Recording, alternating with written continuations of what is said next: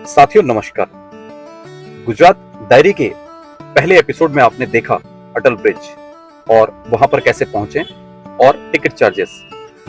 आज हम बात करेंगे एक नए स्थान की जिसका नाम है साबरमती आश्रम। जी हाँ, काफी जाना पहचाना नाम है साबरमती आश्रम। साथ ही बात करेंगे अहमदाबाद के फेमस जू की जो कंकरिया लेक के पास में है। तो आइए शुरू करते हैं जर्नी और जानते हैं सबसे पहले कैसे पहुंचे साबरमती आश्रम। अहमदाबाद रेलवे स्टेशन से लगभग 6 किलोमीटर की दूरी पर बसा है साबरमती आश्रम, जहां पर आप ऑटो से लगभग 150 से 200 रुपए देकर पहुंच सकते हैं। साबरमती आश्रम में किसी तरह की कोई एंट्री फीस नहीं देनी होती है। सुबह 10 बजे से शाम 6 बजे तक आप यहां विजिट कर सकते हैं।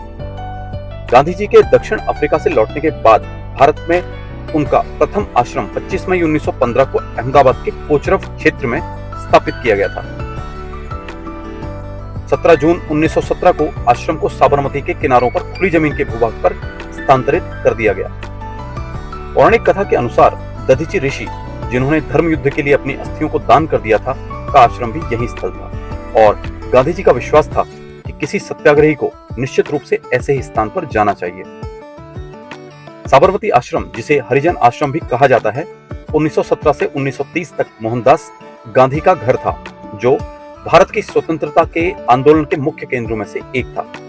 इसका नाम साबरमती आश्रम रखा गया क्योंकि साबरमती नदी पर स्थित था।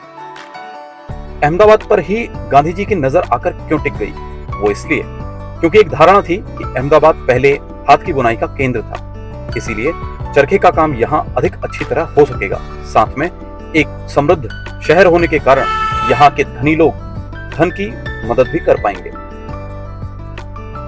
साबरमती आश्रम में मुख्य आकर्षण है हृदय कुंज, मगन निवास, विनोबा भावे कुटीर, नंदिनी, उद्योग मंदिर, उपासना मंदिर और गांधी मेमोरियल म्यूजियम। आइए अब आपको ऐसे कुछ विजुअल्स दिखाते हैं उस घर के जो कभी गांधी जी का निवास हुआ करता था। उनके घर की बैठक, कस्तूरबा का कमरा और गेस्ट रूम।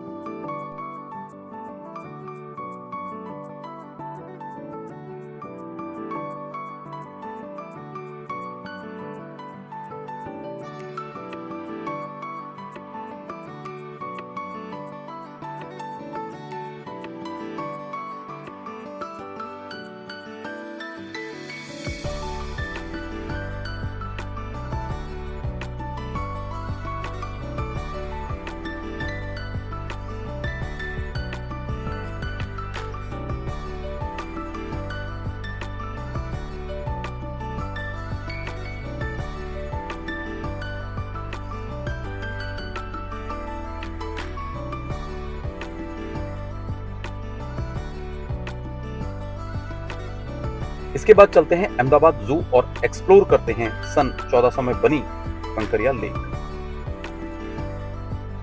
वर्ष 1451 में हौजे कुतुब के रूप में निर्मित और हाल ही में शहर के लिए एक मनोरंजक स्थान के रूप में परिवर्तित यह बड़ी झील व्यस्त सड़कों के बीच एक अच्छी जगह है, जो इमारतों और सड़कों से मनभावन दृश्य प्रदान करती है।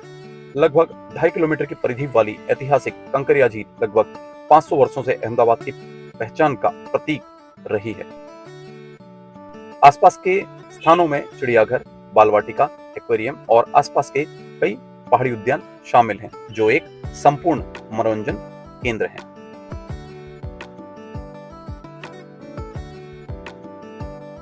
कंकरिया लेक में सबसे पहले एंट्री पर आपको टिकट देना होता है, जो आपकी स्क्रीन पर है। इसके बाद सबसे फेमस स्पॉट में आता है चिड़ियाघर।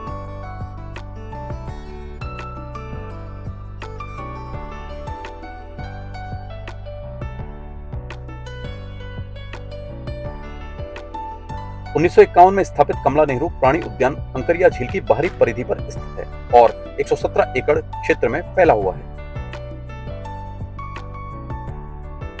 हर साल 20 लाख से अधिक पर्यटक यहां पर आते हैं और यह संख्या बढ़ रही है।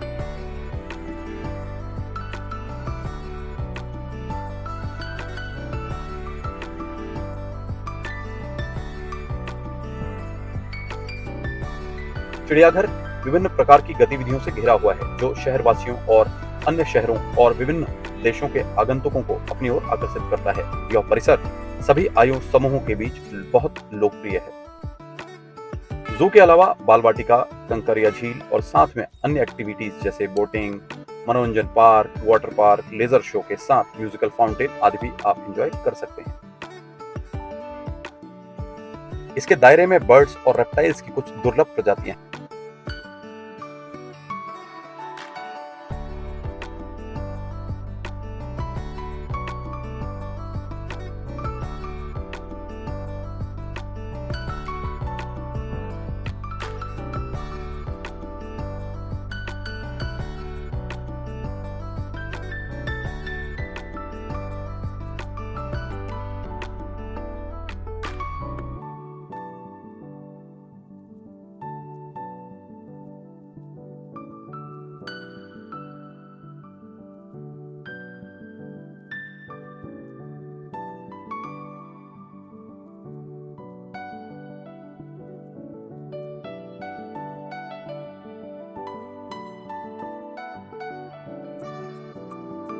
यहाँ पर साल में 2 इवेंट बड़े फेमस हैं।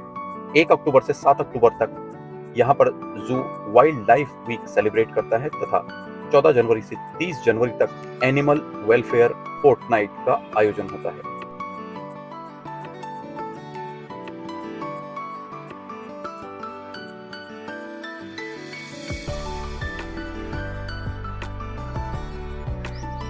साथियों, तो ये था अहमदाबाद जू। इससे पहले हमने देखा साबरमती आश्रम और उससे पहले जो हमने एक्सप्लोर किया था अटल ब्रिज।